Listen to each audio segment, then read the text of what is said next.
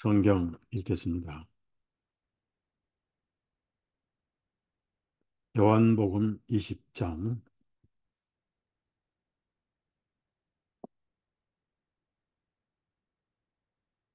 11절에서 18절까지.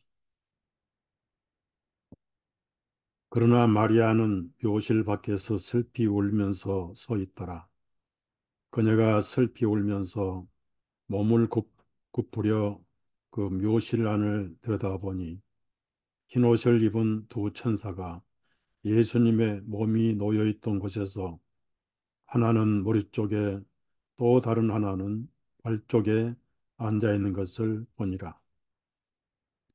전사들이 그녀에게 말하기를 여자여 찌하여 울고 있느냐 하니 그녀가 그들에게 말하기를 사람들이 나의 주님을 옮겨다 어디에 모셔 두었는지 내가 알지 못하기 때문이다 하고, 그녀가 이 말을 한 후에 뒤로 돌이켜서 예수님께서 서 계신 것을 보았으나 그분이 예수님이신 줄을 알지 못하니라.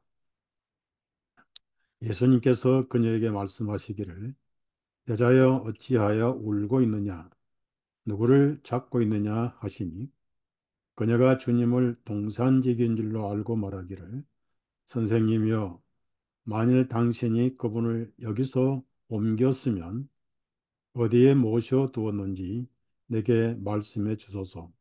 그리하면 내가 그분을 모셔 가리이다 하며 예수님께서 그녀에게 말씀하시기를 마리아야 하시니 그녀가 돌아서서 주님께 말씀드리기를 라보니여 하니 이는 선생님이라 하는 것이라. 예수님께서 그녀에게 말씀하시기를 나를 만지지 말라. 이는 내가 아직 내 아버지께로 올라가지 아니하였기 때문이라. 그러나 나의 형제들에게 가서 그들에게 말하기를 내가 나의 아버지 곧 너희 아버지요 나의 하나님 곧 너희 하나님께로 올라간다 말하라 하시니 막달라 마리아가 기자들에게 가서 자기가 주님을 본 것과 주님께서 자기에게 이 말씀을 전하셨다고 말하니라. 여기까지만 읽었습니다.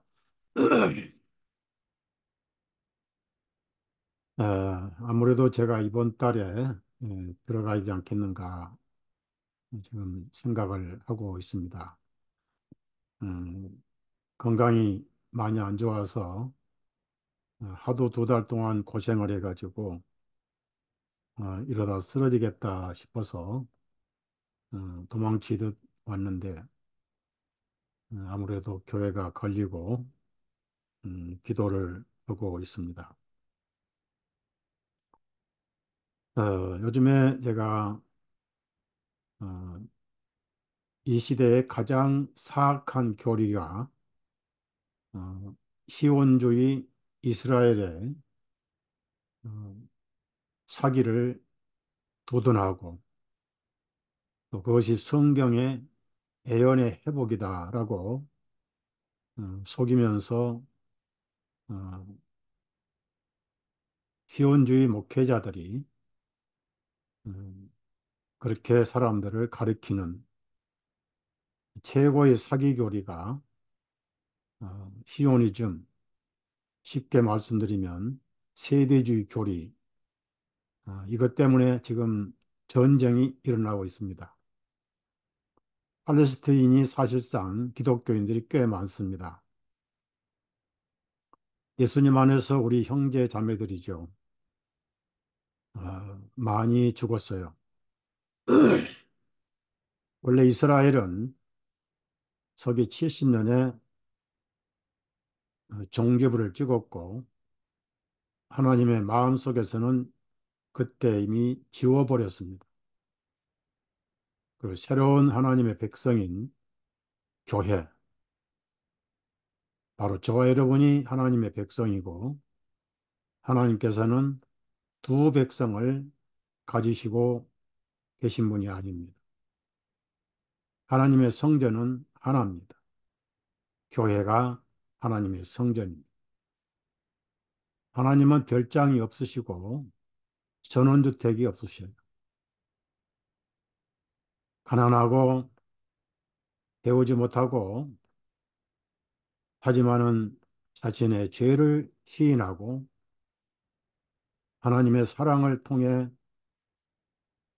그 사랑이 견딜 수 없으셔서 육신을 입고 오신 사람의 되신 하나님,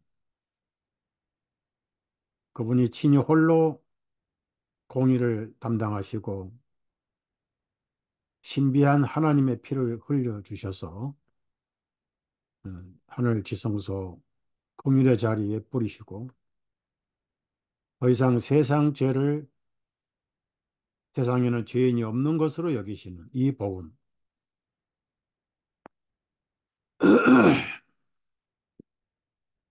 그런데 세대주의 또는 시온주의는 성경을 완전히 소설로 만들어서 미국에는 많은 개신교 목사들이 신학교에서 특히 달라스 신학교라든지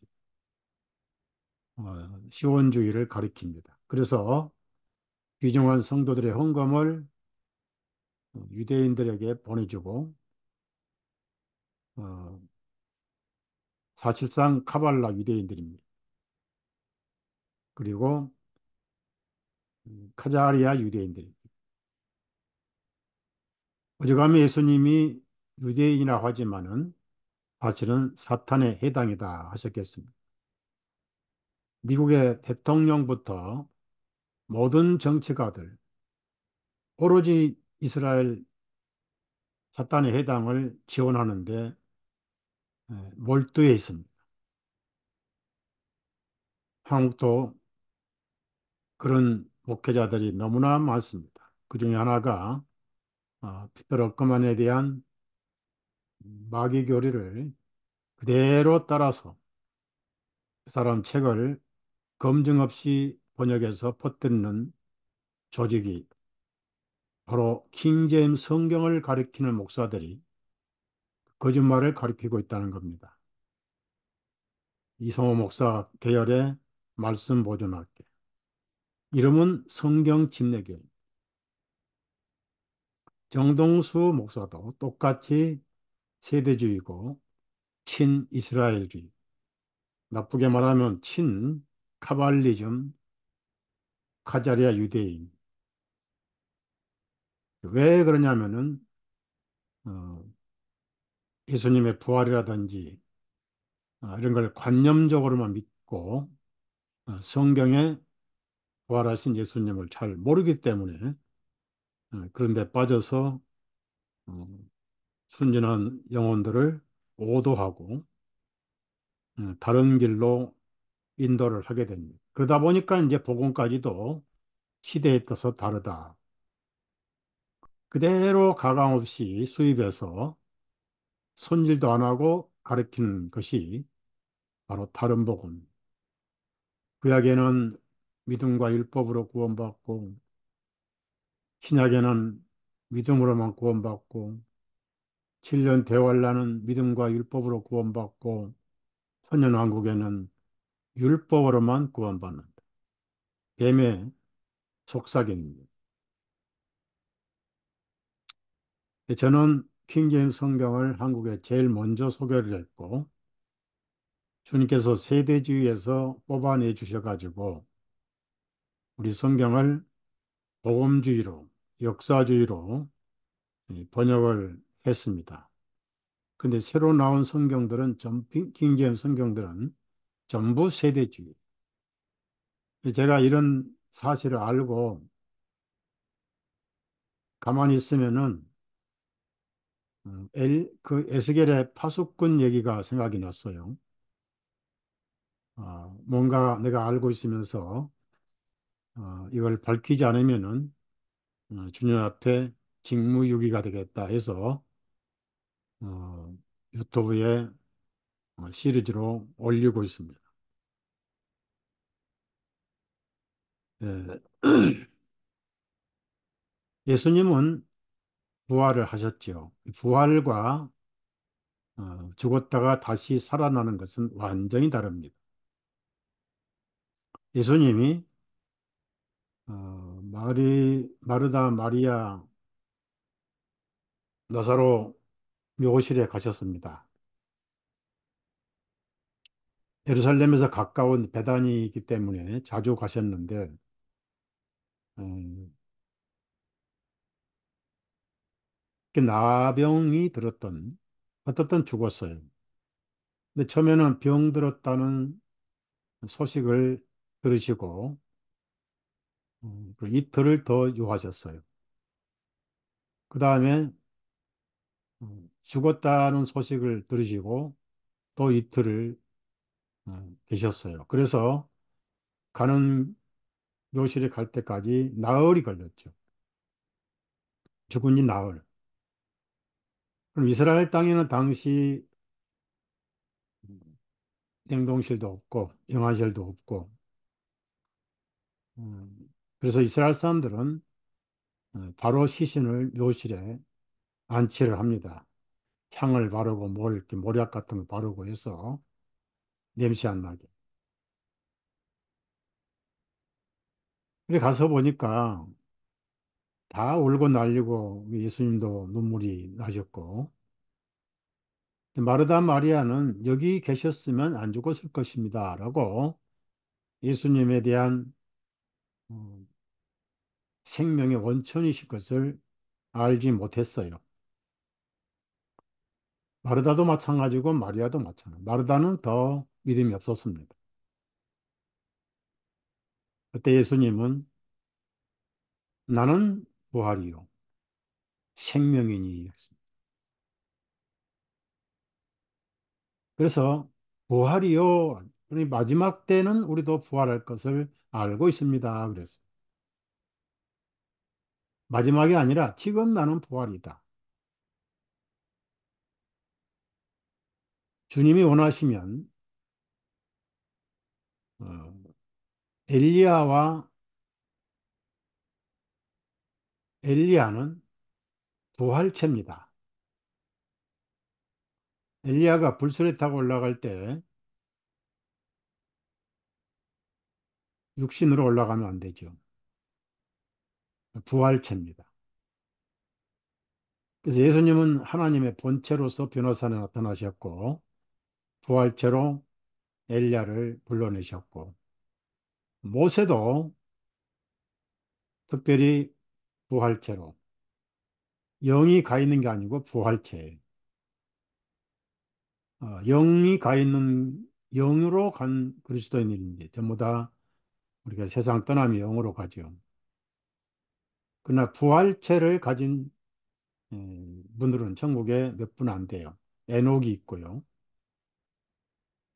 그 예수님은 마리아에게 나는 부활이요.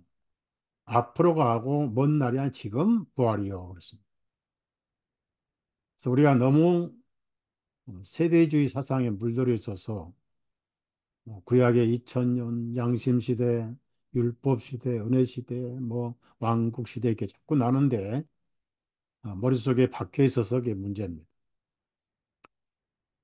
성경을 쭉 보면은 하나님께서 영어로 I am, 나는 스스로 있다, 나는 있다, 이렇게 있느니라, 있었느니라, 있을 것이니라 하지 않으시고 나는 있느니라 그래서 항상 아브라함이 있기 전부터 나는 있느니라 이렇게 말씀하셨고요.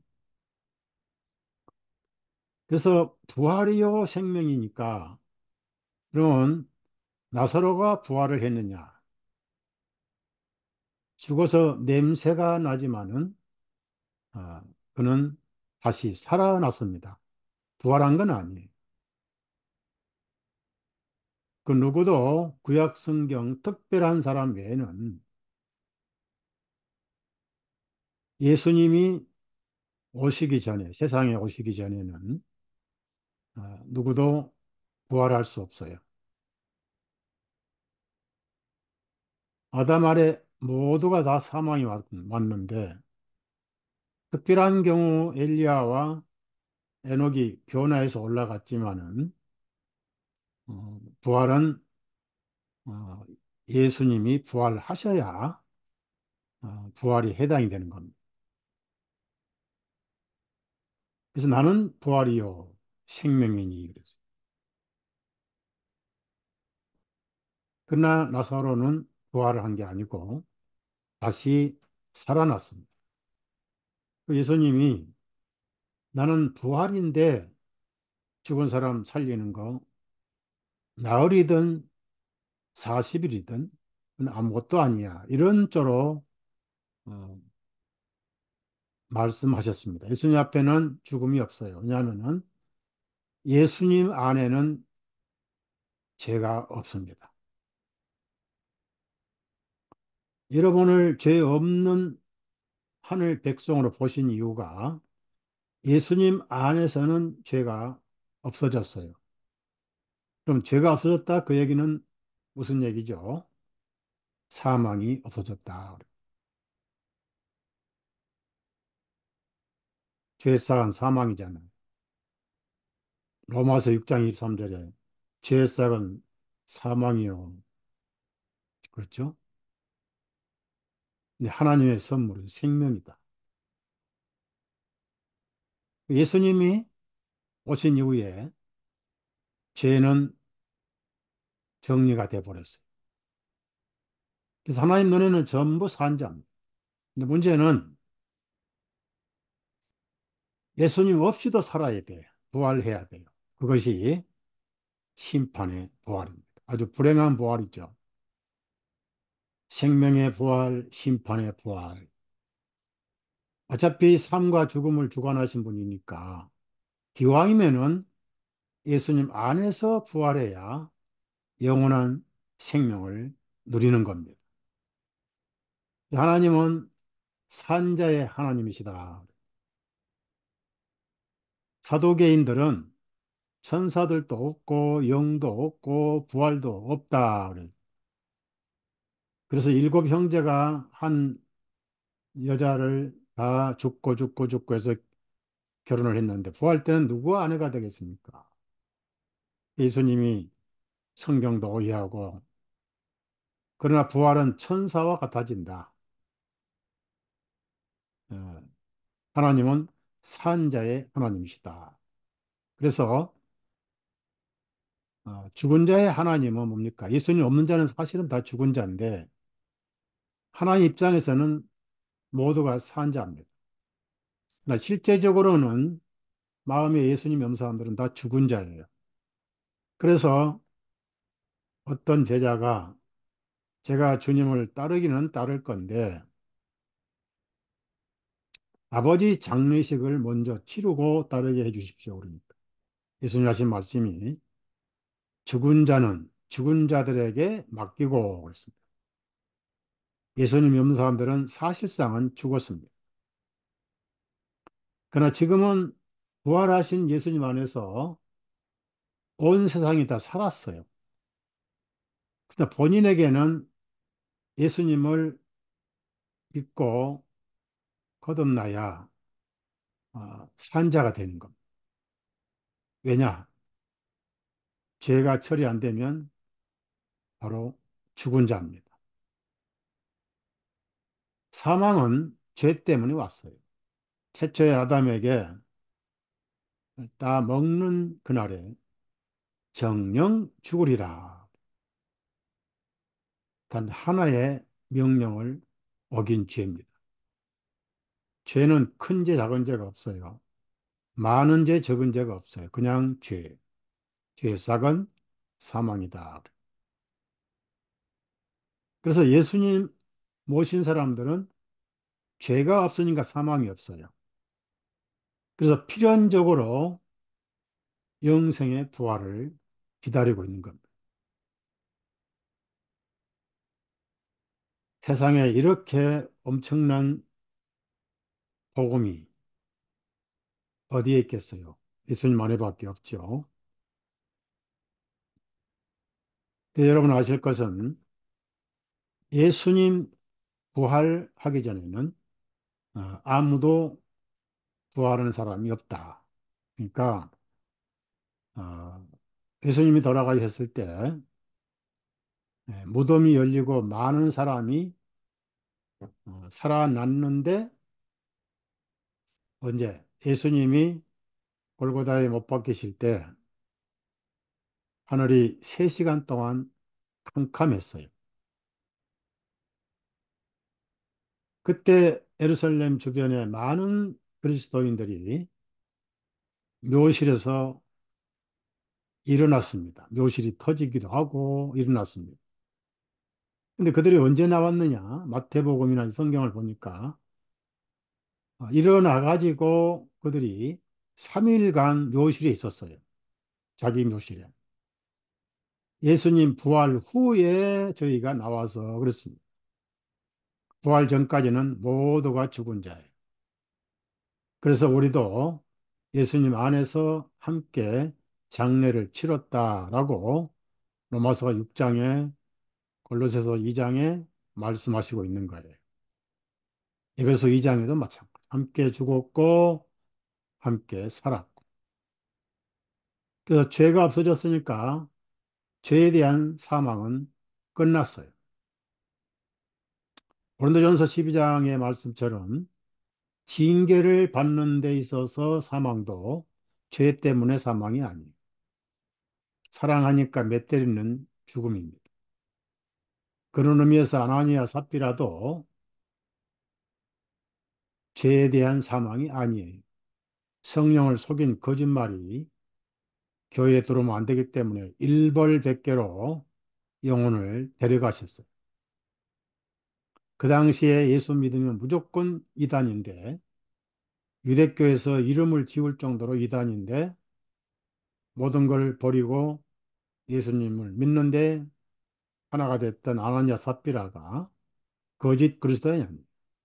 견물생신 성령 충만하지 아니한 우리도 끊임없이 아나니아와 삽비라 같은 죄를 짓습니다. 잠시 욕심이 생겼던 것.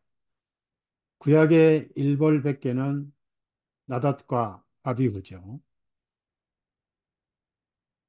진리에 성실하지 않을 때 나닷과 아비후가 아직 첫 번째 대장이라서 훈련을 받지 못한 상태에서 향불에 불을 피울 때 재단에서 불씨를 가져와 피워야 되는데 집에서 가지고 나간 다른 불을 피우다가 즉사해 버렸죠. 진리에 무식한 것도 죄입니다. 그래서 진리를 알지니 진리가 너희를 자유케 하리라. 요한복음 8장 32절에 그런 말씀. 그래서 예수님이 부활하신 이후에 하나님은 세상에 정죄할 죄인이 아무도 없어졌어요. 아담 안에서 모든 사람이 죄인 된 것처럼 예수님 안에서 모든 사람이 의인 돼 버렸어요. 우리가 그 부활체를 누리는 것은 시간만 남았어요. 그러니까 살아있는 것은 그만큼 부활이 더 멀리 있고 우리 어느 날 세상을 떠나면 부활이 더 가까워진 겁니다. 땅에서 오래 살수록 좋은 면도 있지만은 그만큼 부활이 멀어지는 다. 그래서 음, 예수님 부활은 지구상의 모든 죄가 사라진 부활이다. 이렇게 여러분이 이해를 하시면 돼요. 나는 부활인데 죽은 사람 살리는 것은 아무것도 아니야는 그런 의도로 마리아에게 말씀을 하신 분입니다. 그러니까 여러분은 마음속에 예수님 이름을 믿고 있기 때문에 어느 날 원하든 원치 않든 간에 부활을 해야 돼요. 생명의 부활은 동시, 심판의 부활도 동시죠. 그래서 부활에 대해서 걱정하거나 의심할 필요가 없습니다.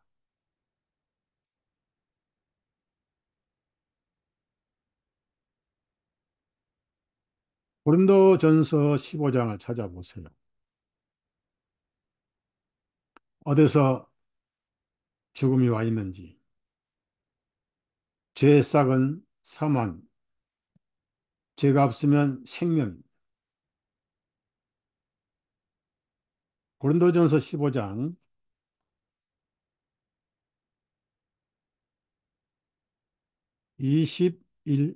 20절을 제가 읽겠어요. 20절. 중요한 말씀. 여러분이 항상 말씀을 들을 때 중요한 말씀을 드려야 돼요.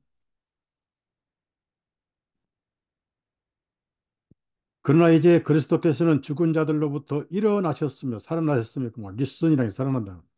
잠자는 자들의 첫 열매가 되셨느냐. 첫 열매 줄을 치세요. 첫 열매. 그러니까 예수님보다 앞서 부활하면 그 이단이 되는 거예요.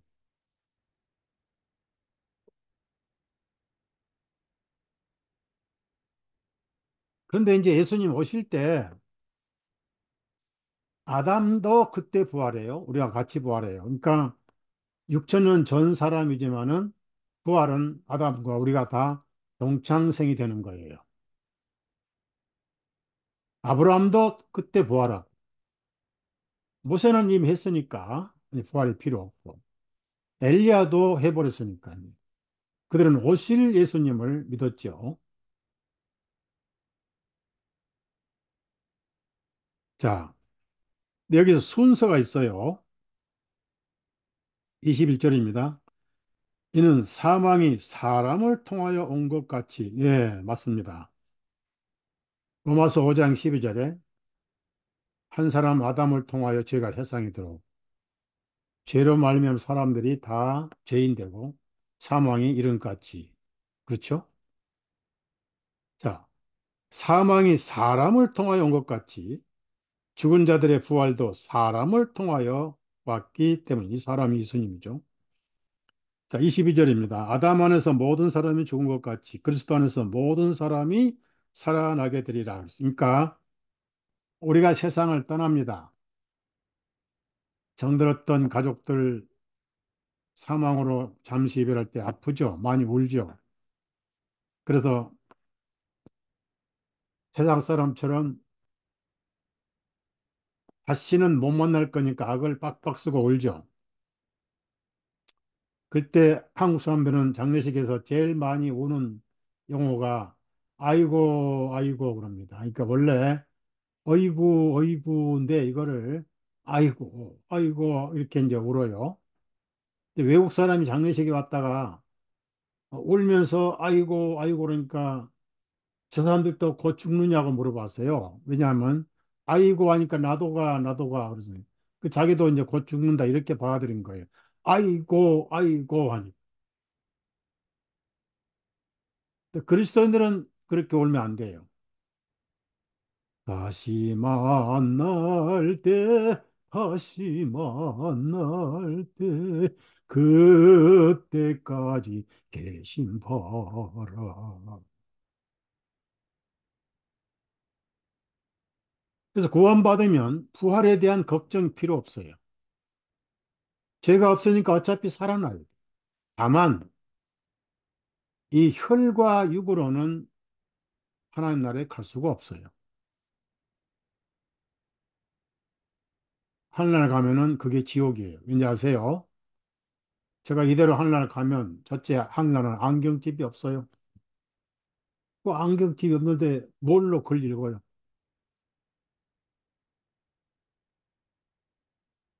하늘나라 가면 치과가 없어요, 치과.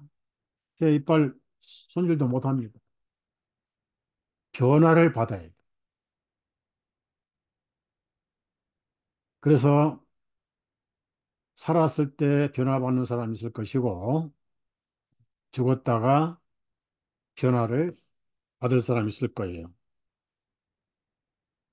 자, 23절입니다. 그러나 각기 자기 순서대로 되리니 첫 열매인 그리스도시요. 자, 그 안에 부활한 사람은 아무도 없어요. 살아날 수는 있어요. 제 아들이 죽은 사람 살렸습니다. 부활과 죽은 사람 사는 것은 아무것도 아니에요. 그러니까 생명의 주관자라는 뜻입니다. 다시 강조합니다. 사망은 죄가 원인이에요. 죄가 사라지는 분은 예수님밖에 없어요. 예수님과 함께 있으면 죄는 온데간데 없어요. 하나님의 공의를 다 담당하셨습니다. 여러분에게는 하나님 눈앞에 죄가 없어요. 세상 법정에는 죄가 있죠. 사기치고 공갈하고 싸우고 때리고 탈시한 죄부터 해서 뭐 길바닥에 쓰레기 버린 죄까지 뭐 너무 많아서 끝이 없죠. 하나님은 예수님 안에 있는 여러분 죄가 안 보여요. 안 보일 뿐 아니라 기억지도 않으세요. 예수님 안에서 보세요. 예수님 안에는 죄를 찾을 수가 없어요. 아사셀, 히브리 말로 아사셀, 치워버려요. 그래서 요한복음 1장 29절에도 죄를 제거하시는 구약의 아사셀, 레위기 16장. 그러니까 사실상 죄에 대한 사망은 아닙니다. 육신을 흙으로 돌려주려니까 우리가 죽는 거지. 근데 죽는 것도 하나님의 말씀대로 죽고 부활하는 것도 말씀이 부활시켜요. 그래서 죽음을 두려워할 필요가 없어요. 그래서 순교할 수가 있는 거예요.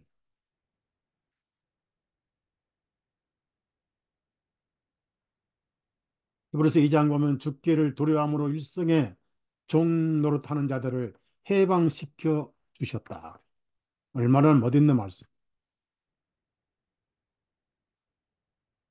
그러나 각자 자기 순서대로 되리니 첫 열매인 그리스도시요. 그 다음에는 그리스도께서 오실 때에 그분께 속한 사람들이다. 그때는 끝이 오리니 종말이 온다. 모든 게 종말이. 주님께서 모든 치리자와 모든 권위와 권세를 피하시고 그 왕국을 하나님 아버지께 넘겨드리실 때라.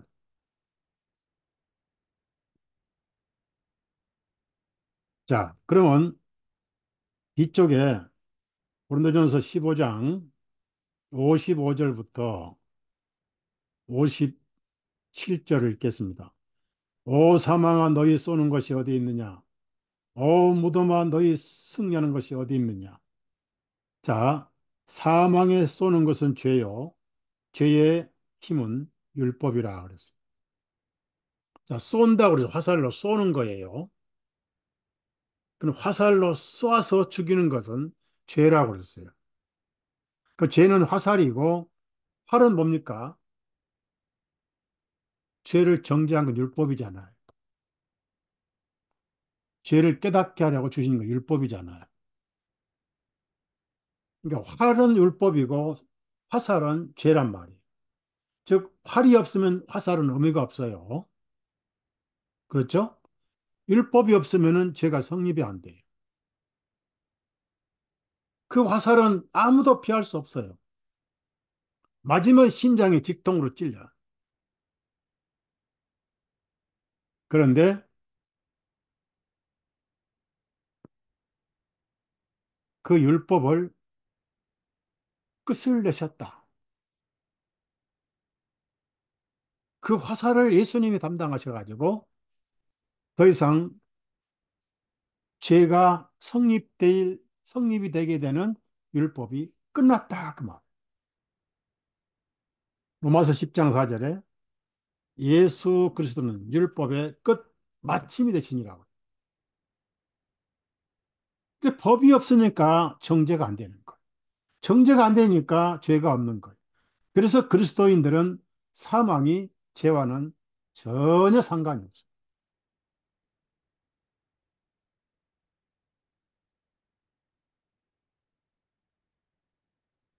그래서 예수님은 생명을 주러 오셨고 생명을 주관하신 분이란 것을 죽은 사람 살리는 기적으로 보여주신 거예요.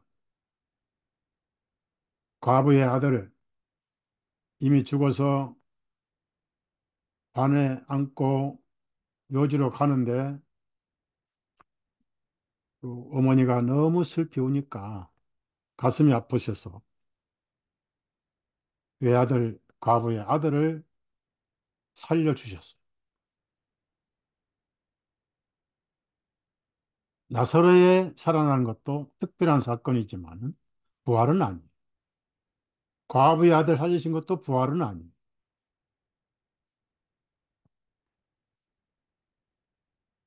나이로 회당장 딸을 12살 먹은 딸을 해당장이 사정사정해서 오셔서 안수해 주셔서 다 죽어가는데 고쳐 주옵소서 했는데 그래 가자. 믿음은 그것밖에 안 되니까. 백부장 믿음은 오지 마옵소서 말씀만 하옵소서 이렇게 큰 믿음은 나도 처음 봤느니라. 전능하신 주님을 믿었던 백부장 자기식으로 믿었던 해당장 그래도 예수님은 거절하지 않으셨어요. 그런 만큼 들어주셨어요. 가자 하는데 종이 왔습니다. 선생님 이미 딸이 죽었어요. 저 선생님 피곤치 않게 하세요. 뭐 수고할 필요 없겠네요. 그 믿음이 그것밖에 없었어요. 그 사이에 12년간 혈루병을 가진 여자가 정반대의 믿음을 가졌어요. 혈루병 여자는 율법에 피하라고 그랬거든. 그래서 나 환자를 피하는 거예요. 만지면 다 부정하다. 먹는 것도 없는데 12년 동안 혈루 피를 계속 피가 흘렀던 거. 가엾고 가엾던 여자인데 살고자 하는 데는 체면을 몰수한 겁니다. 돈도 다 떨어졌겠다. 세상 말로 용하다는 의사 다 찾아봤는데 돈만 전부 허비하고 남은 건 죽음밖에 없어. 근데 예수님이 지나가신다는 소식을 듣고 이래저래 죽을 몸 하고 옷만 만져도 살겠다. 죽기 살기 밀어붙이고 옷을 살짝 만졌는데 갑자기 하체가 상쾌하면서 나와버렸어요. 1단계, 2단계 아니에요. 안수 또 받으러 두 번, 세 번 안 다녔어요. 기도원. 믿음의 능력이 나가버렸어요. 그렇게 늦어지는데 해당장 딸이 죽었어요. 그래도 예수님은 그 피곤하신데도 믿음에 따라서 가자. 안 가시고도 살릴 수 있는 분입니다. 그 믿음에 따라서 집에 찾아갔더니 이미 죽어서 모두가 울고 난리. 왜들 우느냐? 이 안 죽었고 지금 잠자는데 그러니 픽픽 비웃었습니다. 죽었는데 잠잔다고? 저런 분이 있어.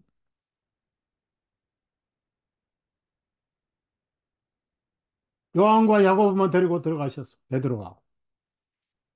다 내보내버렸어요. 믿음이 없는 사람. 달리다금 하니까 소녀야 일어나라. 벌떡 일어났어. 아파서 못 먹었던 애가 막 뭐 먹고 싶어서 먹을 것을 주어라. 여러분 예수님 안에서 죽으면 아무것도 아니에요. 누구든지 다 그렇게 살릴 수 있어요. 제 아들도 그렇게 했고 베드로도 그렇게 했고 바울 사도도 그렇게 했어요. 그런데 예수님이 죽은 사람 살려주는 분이라면은 대학 사람들은 복음 하나도 안 믿어요. 그런 예수님이 아니에요.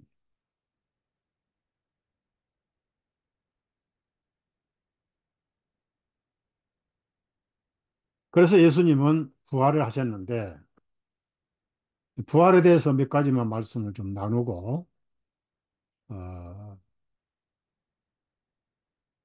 첫째 막달라 마리아는 일곱 악령이 들렸던 여자였습니다. 근데 일곱 악령을 예수님이 쫓아내 주셨어요. 그래서 밀접하게 예수님을 섬겼던 자매입니다. 어, 겟세마네 동산이 음산한 동산인데 성경 번역이 좀 다르지요. 다르지만은 예수님은 화요일 저녁 유월절 만찬 시작해서 수요일 날 새벽에 잡혀가시고 수요일 날 재판 받으시고 나무에 달리셔서 오후에 운명하시고 어, 무교절 첫날 큰 안식일 되기 전 음, 목요일 되기 직전에 묘실에 묻히셨습니다. 그날은 큰 안식일입니다. 그로부터 72시간, 72시간이 안 돼서 살아나셔도 안 되고 72시간이 넘어서 살아나셔도 안 돼요. 그 이스라엘의 하루는 저녁 6시 끝나고 저녁 6시부터 24시간이 하루입니다. 저녁이 되고 아침이 되니.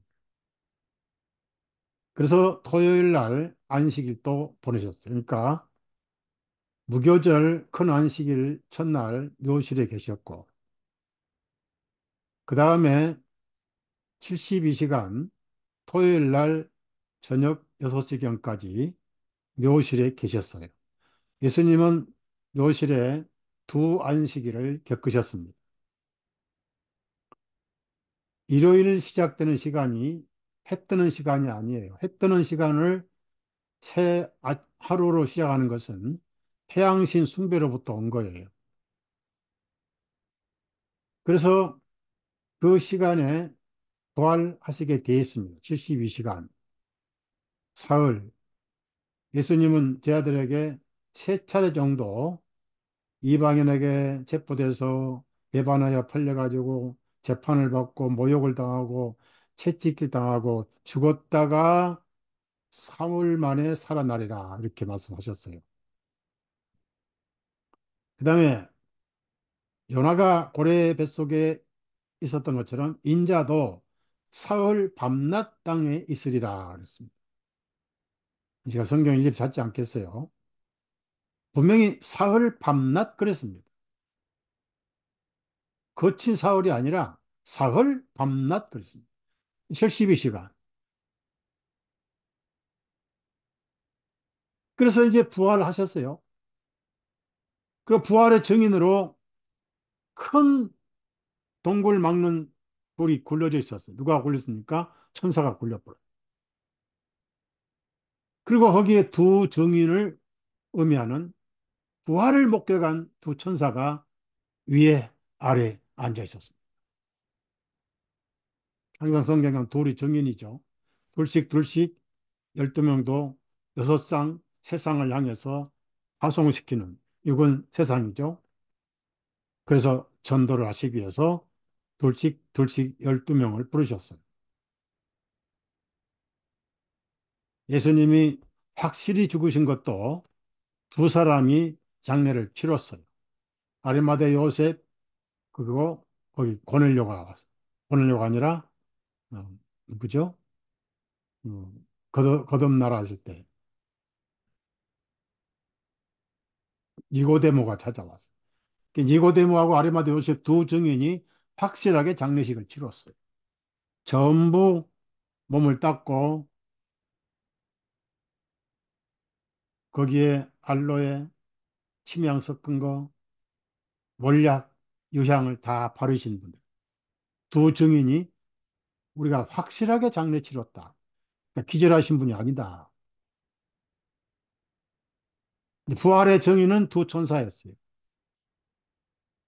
근데 안식일 날은 어디 멀리 가면 안 되고 묘실에도 안식일 거리가 더 멀어요. 그래서 안식일이 끝나야 거기를 가요. 율법이 철저하게 지키니까.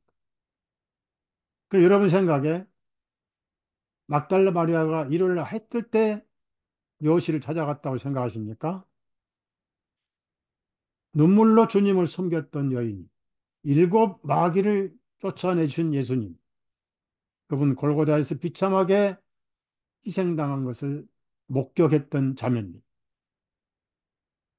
너무 가슴이 아파서. 그래서 안식일 끝나자마자 아직 덜 어둘 때 혼자 그 의산스러운 묘실을 찾아갔던 겁니다. 여러분 같으면 푹 집에 자고 새벽에 갈 거예요? 안식일 끝나자마자 찾아갈 겁니까? 한밤중이라도 찾아가야 그게 정상이죠. 여러분, 친척이 밤중에 병이 들어서 죽어간다고 소리 왔을 때, 아, 지금 밤중이니까 내일 아침 해 뜨면 갈게 하고 할 겁니까? 예수님을 그렇게 사랑하는 건 사랑이 아니죠. 그런데 가보니까 문이 열려 있어. 들어가 보니까 문이 열려서 예수님이 안 계셔. 그래서 얼른 다락방에 갔습니다. 제 아들이 놀래서 정말 그런가 하고 베드로 요한이 같이 왔는데 베드로는 늦게 오고 요한은 막 달려왔어요. 나이가 더 젊어서 그런 건지 정말 예수님 사랑해서 그런 건지. 베드로는 세 번 부인한 것이 좀 걸렸어요. 막 그랬는지 안 그랬는지 모르겠어요. 이제 하늘에 가서 물어봐야 되겠지만. 그런데 무심하게도 그들은 다시 가버렸어요. 3년 6개월간을 섬겼던 그 주님의 시신이 안 보이는데 그들은 부활을 믿지 않았습니다. 거기 혼자 여인 남았어요. 여러분, 예수님을 사랑하는 데는 고독이 따라와요. 외로움이 따라오고 알아주지 못하는 신앙. 그 대신 가장 먼저 생명을 만나게 돼 있는 거예요. 제가 킹제임 성경을 복음적으로 번역할 때 서달서 목사를 얼마나 비방한지 아세요? 이성호 얼마나 비방한지 아세요? 영어 영자도 모르는 사람이라고. 다니엘서 9장 27절에 그를 그분이라 번역했다고 얼마나 공격을 했는지 피터 아크만 똑같이 공격을 했어요. 아니면 그 제자가 아니랄까 봐서. 그런데 그게 옳은 번역입니다. 그분은 그분이지. 적그리스도가 아니에요. 부활 후에 첫 번째 만난 자매가 막달란 말이에요. 자기 사랑을 섬기면서 그 사랑이 주님을 먼저 만나게 한 거예요. 인류의 최초의 부활하신 하나님을 만난 자매가 막달라 마리아입니다. 일곱 마귀를 쫓아내 주신 주님을 첫 번째 인류 역사에 막달라 마리아 만난 거예요. 뒤를 돌아보니까 웬 남자가 서 계셔요. 희미한 모습에 혹시 내 주님을 옮겨 놓으시면 제가 모셔가겠습니다. 여자의 힘으로 예수님의 시신까지 모셔가겠다니 용기는 믿으면서 나오는 거예요. 그러니까 순교할 때 여러분이 미리 두려워하지 마세요. 그 상황이 오면은 성령님께서 말씀께서 엄청난 힘을 주시고 믿음을 주십니다. 종교 재판관들이 벌벌 떨 정도로 평안이 넘친 순교자들이 많았습니다.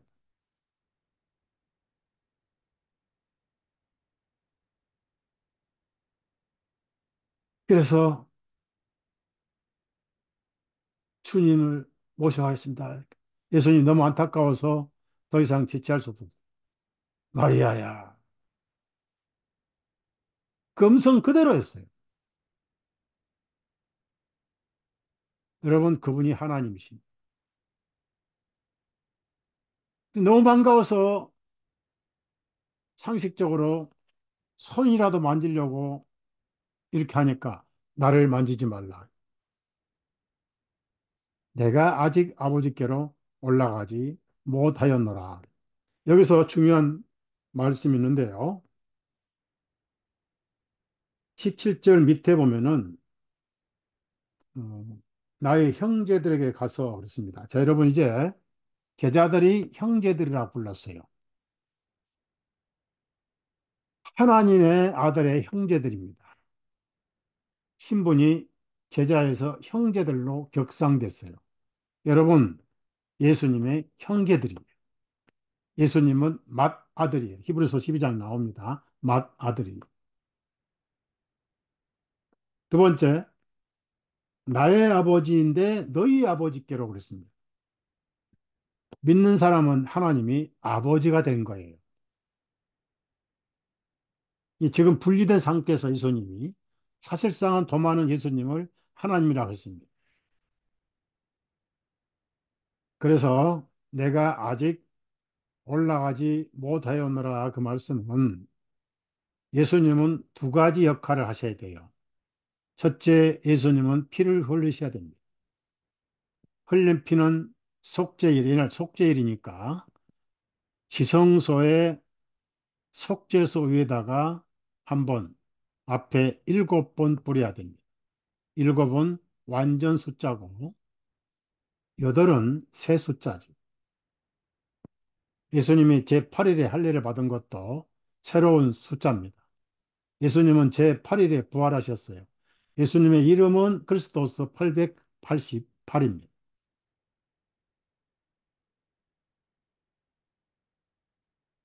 여러분, 이 하나님은 여러분 아버지가 되신 거예요.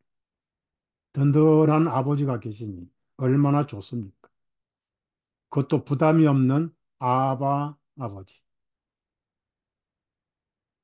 두 번째, 예수님의 피는 하늘 지성소에 뿌려져야 되는데 피가 스스로 갈 수는 없잖아요.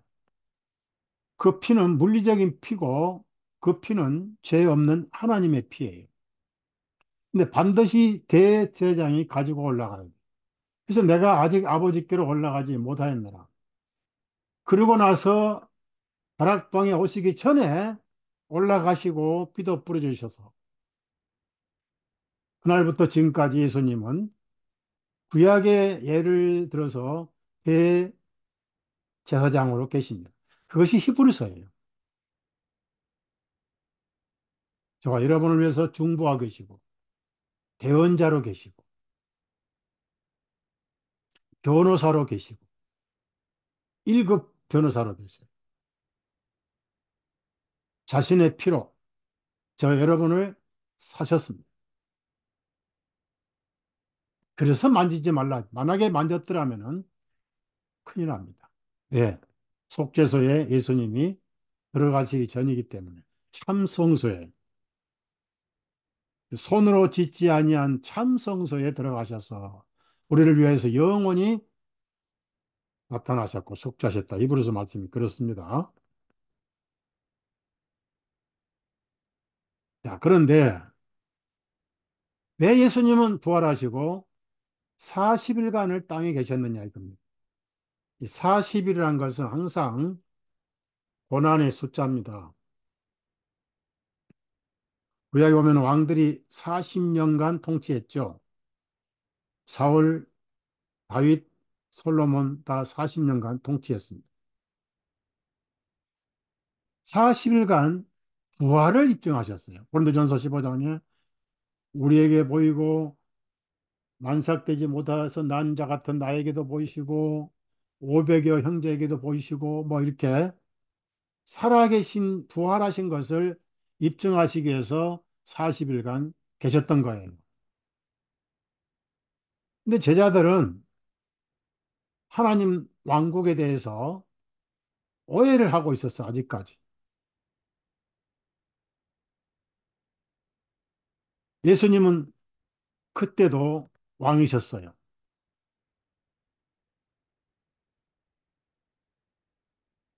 저희들은 하나님 나라 왕국이 당장에 임할 줄로 생각했다고 그랬습니다. 그래서 왕위를 받으려고 먼 나라로 가서 왕위를 받아 오셨다. 이런 문화의 비유도 하셨고요.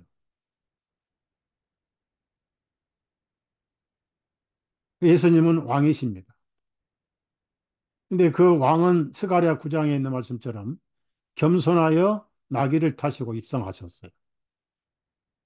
왕은 왕인데 호산나 다윗의 자손이요. 다윗의 후손 왕권을 가지고 회복하신 분. 그러나 온 인류의 왕이 왕으로 즉위하신 분이 부활하신 예수님. 마태복음 28장을 찾아보세요.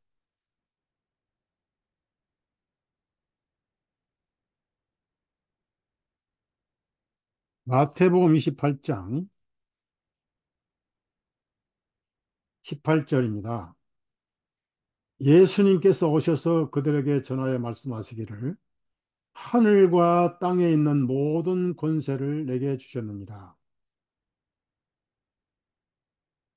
부활하신 예수님은 하늘에도 왕이고 땅에도 왕이고 우주의 왕이세요. 왕으로 즉위하셨어요.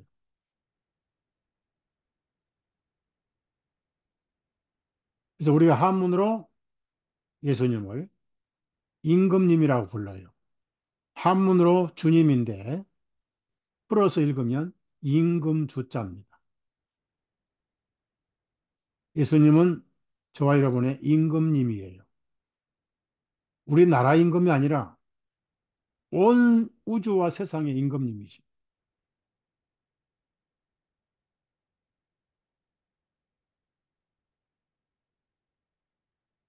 사도 베드로가 뭐라고 했지요?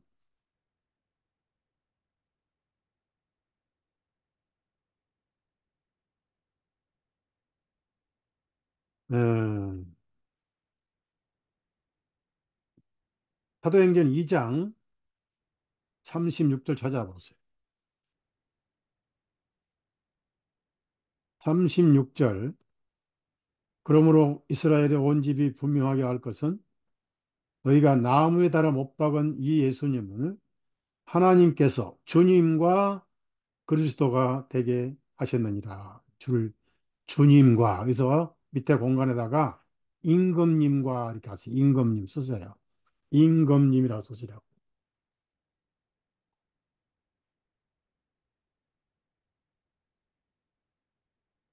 하늘과 땅의 권세를 다 예수님이 받으셨어요. 디모데 전서 6장을 찾아보세요. 부활하신 예수님은 미래의 왕이 아니라 그때부터 왕이셨어요. 임금님이셨어요. 여러분 마음속에 임금님을 모시고 살죠. 디모데 전서 6장 15절입니다. 자신의 때가 되면 그분께서 보이시리니 뭘 보이시는가 봅시다. 그분은 복되시고 유일하신 주권자이시오. 주권자 줄을 치세요. 주권자 줄을 치세요. 왕들 중에 왕이시며 줄을 치세요. 계시록에 오실 때 왕이 되신 게 아니고 부활하셨을 때 왕 중에 왕이 되신 거예요. 여러분은 그 왕의 백성입니다.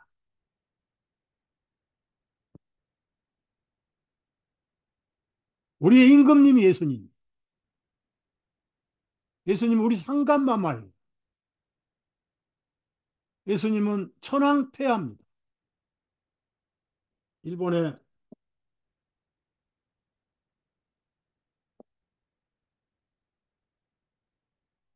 히로히토는 천황폐가 아니라 섬나라 게다짝이고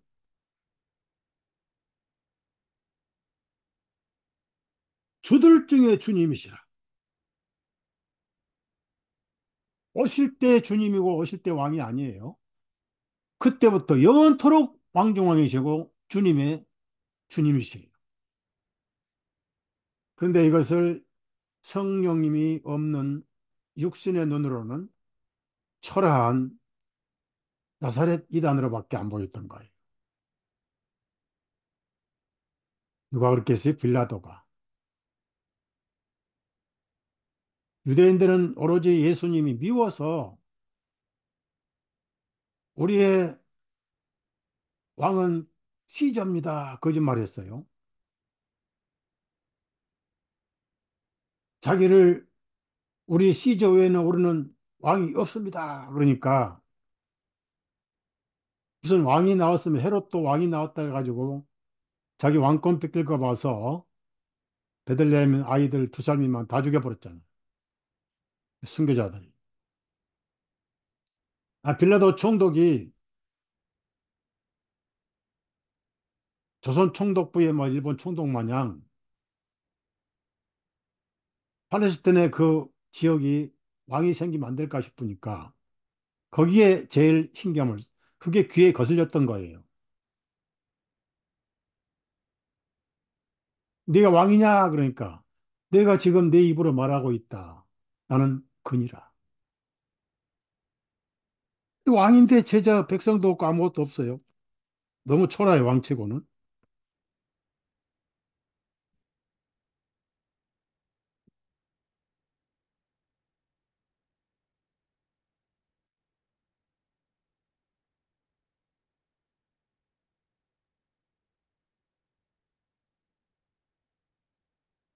아무리 재판해도 이해가 안 가고 그 왕이란 말도 이해가 안 가는 거예요. 그래서 죽일 죄가 없다 하고 이제 놔주려고 했던 겁니다, 예수님을.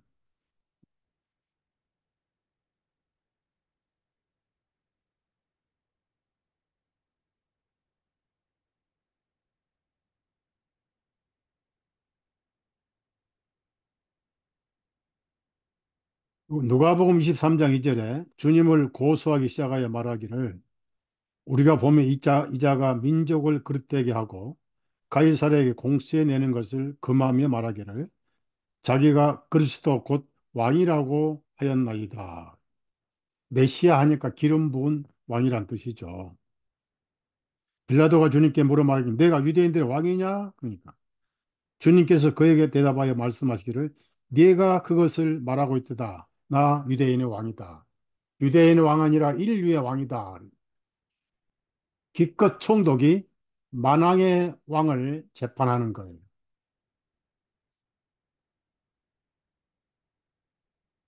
그러니까 빌라도가 나는 너를 죽일 권세도 있고 놔줄 권세도 있는데 왜 네 자신을 위해서는 변명하지 않느냐.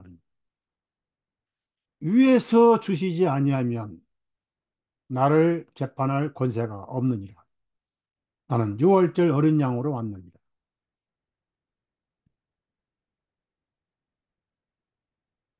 그래서 이 정신적으로 유대인들의 왕이라는 사고방식을 없애기 위해서 패배감을 안겨주기 위해서 죄패다가 히브리 말로 헬라 말로 로마어로 유대인의 왕이라고 썼어요. 죄패. 그러니까 유대인들이 기분 나쁘니까 자칭 유대인의 왕이라고 써줘서 그러니까 빌라도가 나의 쓸 것을 얻었다. 오늘 내가 유대인의 왕들을 심판해 버렸다. 나무에 달아 니들 원해서 나무에 달아 죽여버렸다. 자기는 빠졌어요. 집행자일 뿐이고 니들이 원했지 않느냐.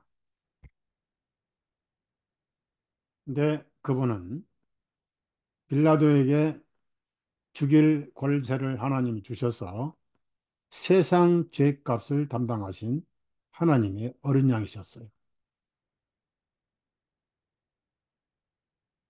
계시록은 그 왕이신 예수님을 의미하는 것이지 재림하셔서 왕이 되시는 게 아니에요. 현재 오늘 그때부터 왕 중에 왕이세요. 자, 계시록 19장 또 찾아보세요.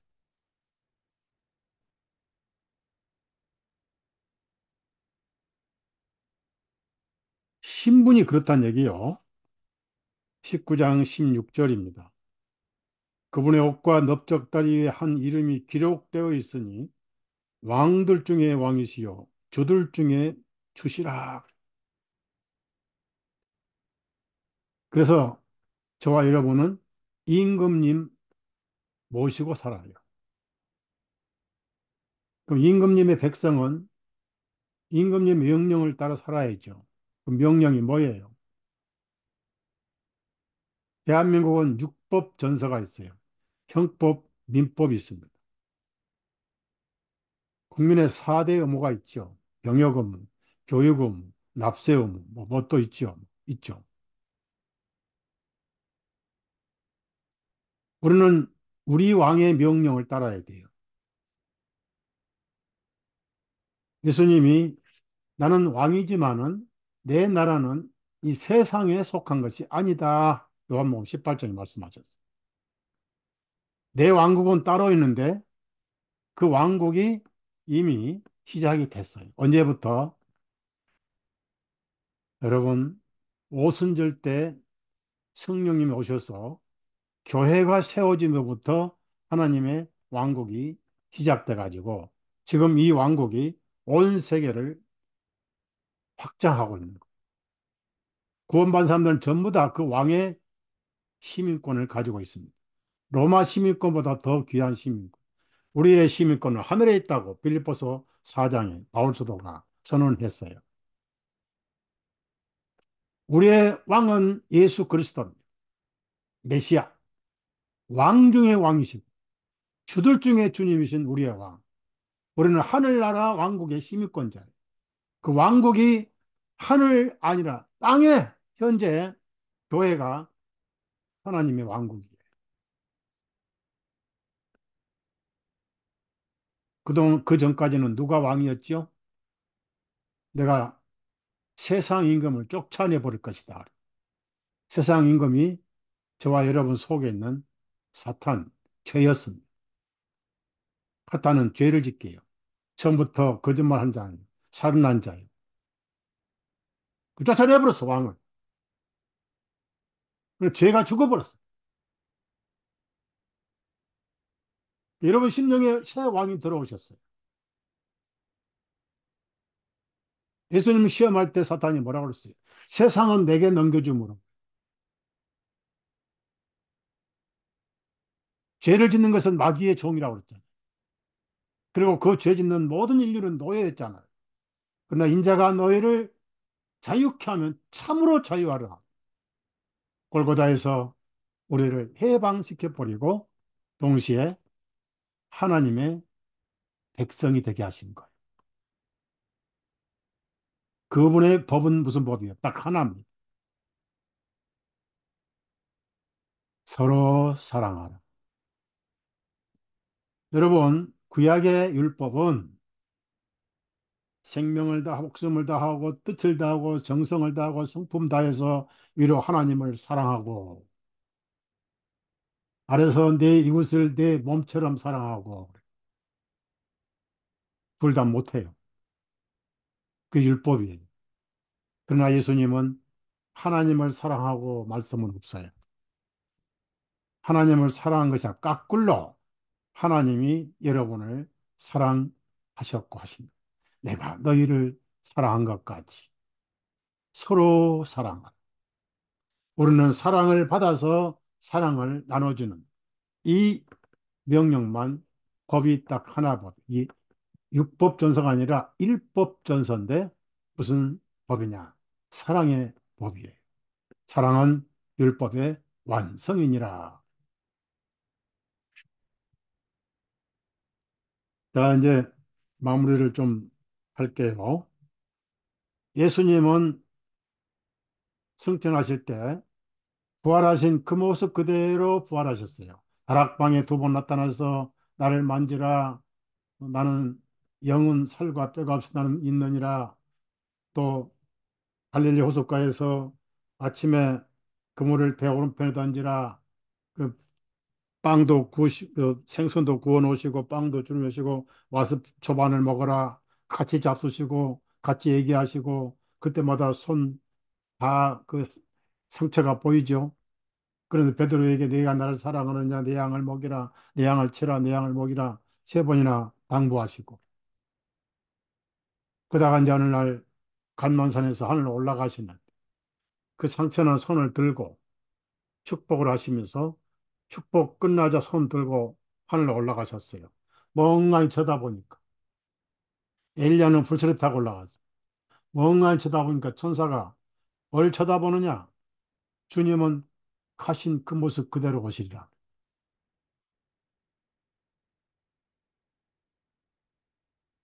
세상에서 무슨 천년왕국이 있고 무슨 왕국이 있고 이 땅에서 왕국이 무슨 필요 있습니까? 교회가 왕국이고 여러분이 왕의 백성이에요. 자, 그 대신 이 왕은 멋진 왕입니다. 첫째, 영생을 주셨고 여러분의 기도를 들어주시고 여러분을 마귀로부터 지켜주시고 보호하시고 성경의 만나를 최고의 영적 양식으로 풀어주시고 우선 여러분의 생명을 영생을 책임지시니까 안전 보장해주는 최고의 왕입니다. 여러분 세상 왕은 믿지 마세요. 예? 세금만 뜯어가는 왕들. 김정은이 저거 사기꾼 왕이고요. 북한 백성들, 예? 불쌍한 백성들이요. 사기꾼 왕을 의지하고 있습니다. 우리나라 대통령도 자주 바뀌잖아요. 대통령이 바뀔 때마다 부동산이 왔다 갔다 해가지고 곡소리 나고 또 본 사람 엄청 벌고 서민들은 죽어나고 말이에요. 왕을 잘 만나야 돼. 그런데 우리의 왕은 영원히 영원히 왕이셔요. 따라 새로 왕을 바꿀 필요가 없어요. 영원히 영원히 왕이. 근데 이제 여기서 제가 마무리하고 싶은 거는 세대주의는 예수님이 아직 왕이 아니라는 거예요. 아직 왕국이 아니라는 겁니다. 자, 예수님이 뭐라고 그랬어요? 침례 요한이 회개하라. 하나님의 왕국이 가까이 왔느니라. 예수님이 왕국의 왕이신데 그 왕국이 언제 시작됐습니까? 골고다에서 피를 흘리시고 오순절에 성령이 오셔서 교회가 시작될 때 왕국이 시작된 거예요. 그 왕국이 가까이 왔다. 예수님이 가까이 왔다. 동시에 천국과 세상 교회는 한 몸입니다. 한 몸. 아무리 천국이 아름다워도 교회가 없으면 천국은 빈집이 되는 거예요. 요즘 한국의 시골에 빈집 엄청 많이 나오죠. 노령으로 다 세상 떠나지. 코로나 때문에 또 싹쓸이 했지. 애들 안 낳지. 다 도시로 가버렸지. 옛날 지금 건축했던 전원주택이 전부 다 귀신 그런 빈집으로 지금 남아있는 공짜로 와달라는 사람도 많고 그렇잖아요. 왜? 인프라가 없으니까 약국도 다 도시로 가버리고 심지어 동네 마트까지 다 없어져 버리고 오일장도 없어져 버리고 그 귀농했다가 다 오래. 천국이 아무리 아름다워도 천국 백성이 없으면 그 무슨 의미가 있어요? 교회가 천국이고 왕국이고 영원히 우리가 이 육신을 벗고 부활해서 정말로 왕의 백성으로 영광을 누릴 거예요. 그런데 세대주의는 그걸 오해를 했습니다. 마귀가 거짓말한 거예요.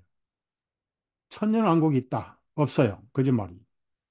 그 세대주의 특징이 뭔지 아세요? 이스라엘이 아브라함에게 받은 약속을 이루기 위해서 팔레스타인 전쟁이 필요하다. 이 사기꾼.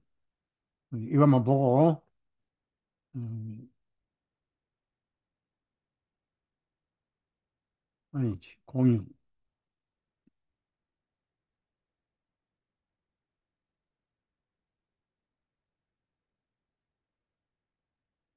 아, 이거를 보시면, 최초의 이 가나안 사람들이 바벨론의 태양신을 섬겼던 사람들이고요. 몰록을 섬기고 있죠. 바벨론 이쪽에는 파라오, 그 사탄이 세상에 침투한 로마, 유대, 바티칸, 카자르, 이 카자르가 유대인들입니다. 그 다음에 이제 카톨릭의 기사단들, 십자군, 그 본부 스위스, 그다음 프리메이선, 제수이트, 일루미나이트. 그래서 현재 미국에서 이 또라이를 들고 세상을 장악하고 있죠. 이거를 좀 단순하게 보겠습니다. 축소한 거예요. 가나안, 이집트 파라오, 마귀가 어떻게 양다리를 걸어서 세상을 장악하고 있느냐. 로마, 카자리아. 제가 카자리아 유대인이라고 그랬죠. 지금 저것들은 카자리아 유대인이지. 유다이즘, 바티칸. 그러니까 하나님을 대적하는 사탄의 해봅니다. 그 다음에 템플러, 십자군이라든지 뭐 기사단들, 가발라, 바벨론, 이 하발라 신비주의죠. 그것이 스위스로 해서 독일로 해서 프랑스로 해가지고 영국으로 해서 프리메이슨이 미국을 장악하고 있다. 일루미나이트. 다른 말로 말하면 일루미나이트고 제수이트다. 다 한 몸통이다 하는 겁니다. 근데 예수님은 부활하셔서 하늘 하나님 보좌 우편에 앉으셨다. 보좌에 앉으셨다 그 말이에요. 우편이라는 말은 히브리 어법으로 권위의 자리에 앉으셨다는 겁니다. 예수님이 하나님이십니다. 여러분이 세대주의를 믿지 마시고 제가 그 피타락금환이나 세대주의를 그렇게 강하게 외친 이유가 복음을 깨기 때문에 그렇습니다. 자, 타임라인이고 예수님의 재림까지 세상 종말 딱 하나인데요. 창조 때부터 이렇게 역사가 쭉 가다가 예수님 승천하시고 그때부터가 그러니까 마지막 날입니다. 승천하신 때부터 지금까지 마지막 날, 뭐 7년 대환란이 뭣도 없이 그냥 바로 심판이 있고 영원 지옥과 천국으로 나눠지는 거예요. 무슨 천년왕국이 없다 그 말이에요. 거짓 왕국입니다. 다니엘 70조도 마찬가지예요. 458년 시작해가지고 예수님 침례 받으실 때 마지막 한 주 7년이 시작됐고 그 중간에 돌아가시고 승천 부활하시고 3년 반 서대반이 순교하고 그다음에 33년 이때 이미 다그 7년 중간이 끝나고 서대반 순교할 때 70주가 끝났어요. 남은 게 없어요. 그 세대주의는 7년이 남았다. 그래서 휴거 7년 전 휴거 7년 대환란 휴거 단두대 어쩌고 소설도 그렇게 복잡한 소설을 써요. 다니엘서 70번째 일에는 2000년 전에 성취되었다. 69주 예수님 27년경에 침례 받으시고 전 3년 반 6월절에 골고다 도는 십자가를 했습니다만 예. 그다음에 스테반 순교할 때 한 주가 끝나서 그럼 이제 교회가 하나님 왕국이에요. 그리고 바로 예수님 오시고 우리 부활해 버리고 지상 천년 없어요. 그리고 영생으로 우리는 누리게 돼요. 그리고 영벌, 생명의 부활, 심판의 부활밖에 없어요. 근데 세대주의가 얼마나 무섭습니까? 여기 보세요. 이 외국 자료에도 이장님 써놨잖아요. 하여튼 유명한 사람이 돼버렸어요. 이장님이 외국에도. 예?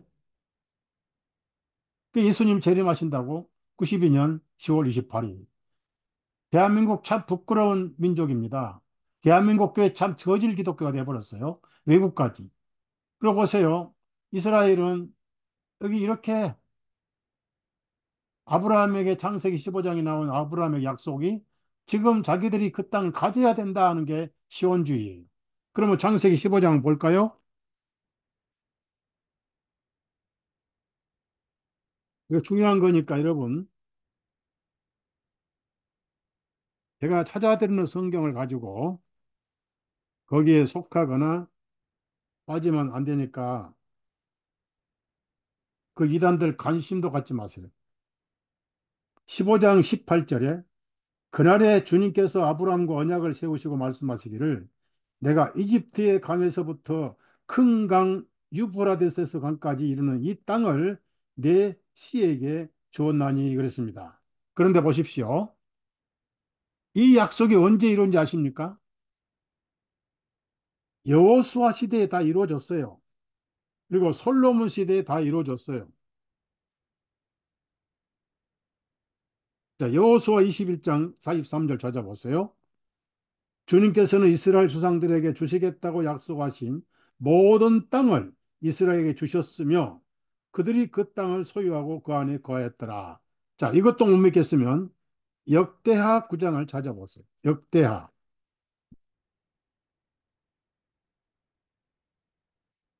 아, 역대하 9장 26절을 보시면 솔로몬이 이 강에서부터 블레셋 사람들의 땅과 이집트의 경계에 이르는 모든 왕을 다스렸으며 있는데 이 킹제임스 성경도 이래서 문제가 있죠. 완전한 성경 없다고 그랬죠. 솔로몬이 강에서부터 무슨 강이냐? 히브리어 성경은 유프라데스 강이라고 써 있어요. 히브리어 성경은. 그래서 한국 개혁 성경은 히브리어를 직역했기 때문에 한국 개혁 성경은 유프라데스 강이라고 분명히 기록되어 있습니다. 근데 킹제임스 성경은 그걸 영어로 번역했으니까 유프라데스를 빼버렸어요. 그 무슨 강인지 아는 게 정체불명 강이잖아요. 그런데 히브리어 성경은 유프라데스라고 분명히 기록되어 있습니다. 무슨 얘기입니까? 아브라함에게 하신 약속은 솔로몬 시대에 이미 완성이 됐던 겁니다. 그럼 이건 뭐냐? 완전히 시오니즘, 이건 짝퉁이야. 이래서 중동 전쟁이 지금 일어난 거예요. 뒤에서 모든 컨트롤은 제스위트가 하는 겁니다. 이 거짓 유대인도 아닌 카자리아 유대인들이 이거 아브라함 창세기 15장 9절 가지고 우리 땅이다. 니들은 전부 죽어라. 이거 부셔버린 이라크 부시고 시리아 부시고 어? 예멘 부시고 리비아 부시고 가자 지구 팔레스타인 다 부셔버리고 자기들은 하나도 안 부시고 그래서 남의 땅을 뺏어가지고 시온주가 이렇게 다 뺏어서 흰 바탕은 자기가 뺏은 곳이고 파란 바탕은 원래 살고 있던 팔레스타인 원주민들이야. 이거는 뭔지 아세요? 왜 이스라엘이 메노라라고는 8개 등대뿔이 아니라 어? 별이 각형 헥사그램 사건수에 생긴다. 보자고요. 이거예요, 이거요. 이 바호мет이라고 프리메이슨 신인데 여기 오각형이나 육각형이 전부 사탄 숭배 상징입니다. 그래서 세계 경제, 금융은 전부 유대인들이 잡고 있죠. 시온주의. 언론 다 잡고 있어요. 언론 다 잡고 있습니다. 사탄 숭배하는 거예요. 비올리고. 그래서 세대주의가 무서운 거예요. 왜? 성경 가지고 그걸 퍼뜨리니까. 그것도 킹제임스 성경. 근데 진짜 정통 유대인들은 유다이즘은 시오니즘이 아니다. 그건 리젝트한 것이다. 버리는 것이다. 가입부 해놨잖아, 여기다. 그리고 이 사람들이 하고 있는 게 뭐예요? 노아 하이드 법이라는 게 있어요. 그 노아의 7가지 법을 온 세계 사람은 지켜야 된다. 만약에 그 법을 안 지켰을 때는 이방인도 참수형을 당할 것이다. 이게 노아 하이드 법입니다. 이 노아 하이드 법을 실행하겠다고 교황청에서 종교 대표자가 모였어요. 기독교인들은 우상숭배죄로 기소할 것이고 처형할 수 있는 법, 로마 카톨릭 교육에 알려가지고 카톨릭은 자기들이 일이기 때문에 아멘하고 동의한 거예요. 그래서 여기 유대인, 가톨릭, 모슬렘 모여가지고 합의를 한 거예요. 이게 사탄이 하는 거예요. 앞으로 그런 순교 때가 올 겁니다. 그러나 걱정하지 마세요. 우리의 왕이 계십니다. 여러분 마음속에 만왕에 계시고 임금주의 임금이 계시기 때문에 여러분 속에는 사탄이 접근도 못해요. 더군다나 귀신 졸개들은 접근도 못해요. 예수님께 모든 것을 털어놓으시고 힘들고 슬프고 고달플 때 주 예수님을 찾으십시오. 책임을 져 주신 예수님이 여러분을 잘 모른 것 같은 생각이 들어도 그렇지 않습니다. 손바닥에 새겼고 눈동자처럼 지켜주십니다. 머리털까지 다 세신 바 되셨어요. 위대한 우리의 왕이 계셔요.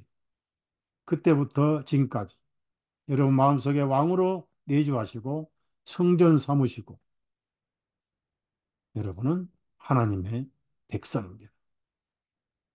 앞으로 경제가 어려워질 거고 앞으로 감당기 어려운 전염병이 돌 거고 3차 전쟁이 터진다 할지라도 두려워하지 마시고 예수님이 계십니다. 사람이 내게 무엇을 하리요? 주 안에 있는 나에게 딴 근심 있으랴. 의인은 믿음으로 살리라. 예수님은 생명까지 여러분에 주셨어요. 생명을 주신 것은 다 주신 거예요. 천국을 그냥 무상으로 주셨어요. 우리는 아멘하고 받으면 됩니다. 미리 받으신 분들은 복 있는 분들. 여러분, 은혜로 구원받은 것, 죄와 상관없이 예수님 품에 있는 것 축하드립니다. 539장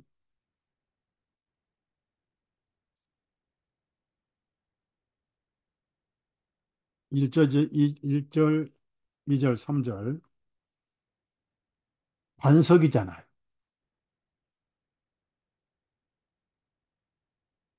반석 위에 집을 지었잖아요.